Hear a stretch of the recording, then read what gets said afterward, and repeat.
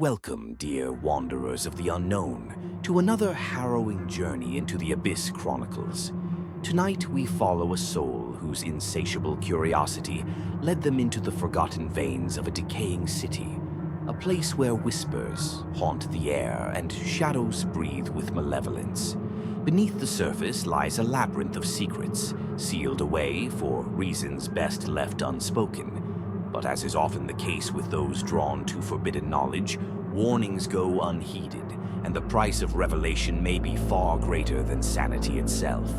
Steel your nerves and dim the lights, for what you are about to hear is a tale of descent, discovery, and the inescapable grasp of the abyss. Let us begin. I had often wandered the forgotten corners of the city in search of stories, but nothing could have prepared me for the revelations that awaited in the wretched depths beneath its skin. It was a cold and moonless night when I first heard of the tunnel.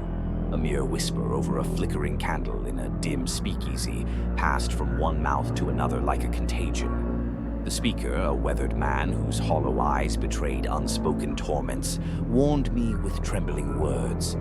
There are places beneath this city that should remain sealed, stranger. What you'll find there isn't for human minds to fathom. I should have heeded his warning. I should have let the tunnels rot undisturbed. Yet, cursed with the reckless ambition of one who writes for coin and notoriety, I descended into that foul labyrinth in search of secrets no mortal should ever uncover. The entrance was an unassuming door, hidden behind a collapsed stairwell deep in the city's abandoned subway network. Its rusted surface bore the scars of futile attempts to seal it shut, as if by some unseen authority determined to quarantine whatever lay within. A sensation of cold unease prickled at my neck as I forced it open, revealing a yawning void that swallowed the meager light of my lantern. The air that seeped from within was heavy and cloying, carrying a metallic tang that clung to the tongue like decay. Steeling myself, I stepped inside. The tunnel walls loomed oppressively close, their surfaces slick with condensation that gleamed faintly in the lantern's glow. The stone bore strange marks, not the clean grooves of a mason's chisel, but erratic scratches and spirals that seemed to pulse faintly, as if imbued with some unwholesome life. The ground underfoot was uneven, a mixture of ancient brick and crumbling detritus that made every step a hesitant venture. As I pressed onward, the silence became unbearable. My own footsteps seemed muffled, swallowed by the oppressive stillness. Then came the whispers. At first, they were faint, a distant susurration that might have been the wind through unseen cracks. But as I ventured deeper, they grew more distinct, taking on the cadence of human speech, though in a language that defied comprehension. I cannot describe the timbre of those voices, save that they were neither truly male nor female, and seemed to reverberate within the marrow of my bones. My progress was punctuated by grotesque discoveries. Here and there lay rusted tools abandoned by the tunnel's builders, their metal warped as if by immense heat. Farther in, I stumbled upon what appeared to be shrines, makeshift altars of melted candles and grotesque effigies carved from stone.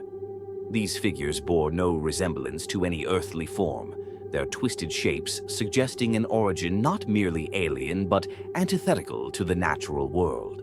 One in particular seemed to writhe under the flicker of my lantern, as if the stone itself were straining against its form. The tunnel grew stranger as I pressed on. Its walls seemed to shift imperceptibly, and the turns became more labyrinthine, defying the orderly structure of any human design. I began to doubt my own senses. Maps I had drawn by hand grew useless, and at times I swore I had passed the same broken support beam or rusted cart more than once. My lantern flickered and dimmed, its light barely enough to stave off the impenetrable blackness that seemed to press against me like a living thing. It was then that I heard the footsteps. They were faint at first, a soft padding that mirrored my own gait too closely to be mere coincidence. I stopped, holding my breath, and the sound ceased as well. My heart thundered in my chest as I called out into the void, my voice trembling and thin. No answer came, but the footsteps resumed as soon as I began moving again, closer this time and more insistent. Panic took hold, and I quickened my pace, though the treacherous ground forced me to tread carefully. The whispers grew louder now, as if carried on an unseen wind that swirled about me. At times, I could swear I caught fragments of words, my name spoken in a voice eerily familiar yet wholly unrecognizable. I stumbled upon a discarded boot, its leather cracked and covered in a fine layer of black dust. Nearby, a frayed length of rope dangled from the ceiling, swaying gently despite the absence of any breeze. Finally, I reached what I can only describe as the heart of the tunnel. It was a vast chamber, impossibly large given the cramped corridors I had traversed. The walls arched high above me, vanishing into an oppressive darkness that not even my lantern could penetrate. In the center of the chamber lay a pit, a yawning chasm that seemed to descend endlessly into the earth. The whispers were deafening here, a cacophony of voices that swirled around the pit like a vortex. I approached the edge with trepidation, peering into the abyss, and was met with a sight that has haunted my every waking moment since. The darkness within the pit was not empty. It was alive, seething with impossible forms that defied geometry and reason. Shapes emerged and receded in an endless writhing dance, their surfaces shimmering as though composed of liquid shadows. At times, I glimpsed what might have been eyes, or mouths, or something in between.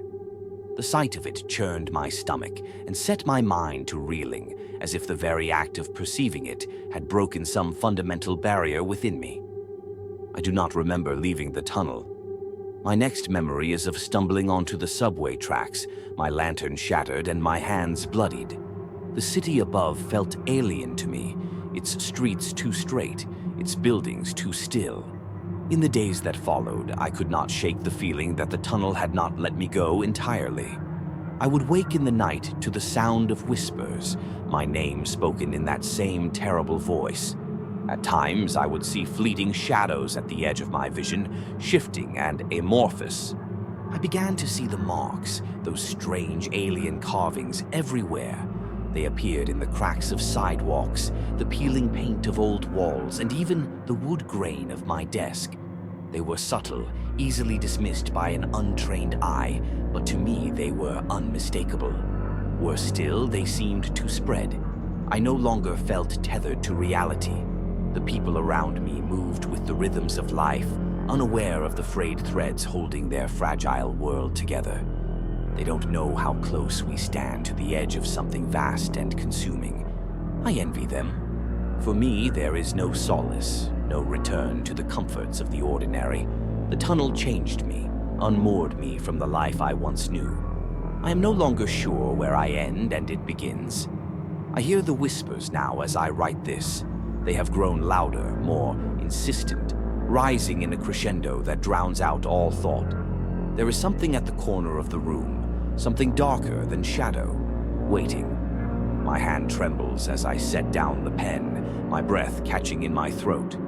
I know it is here for me, but part of me wonders, when I step into the dark this time, will I find myself back in the tunnel? Or was I ever truly out? And so, dear listeners, we close the chapter on yet another tale of unearthed horrors and the price of curiosity. But remember, the abyss is never truly sealed, and its whispers are never far. As you return to the comfort of your world, take a moment to listen closely to the creaks in the floorboards, the sighs of the wind, the shadows that seem to stretch just a little too far. For who's to say the horrors we explore remain bound to the stories we tell? Perhaps they linger, waiting, just at the edge of sight, for the next unsuspecting soul to peer too deeply. Until next time, tread lightly, and may your path never cross the abyss. Sleep well if you can.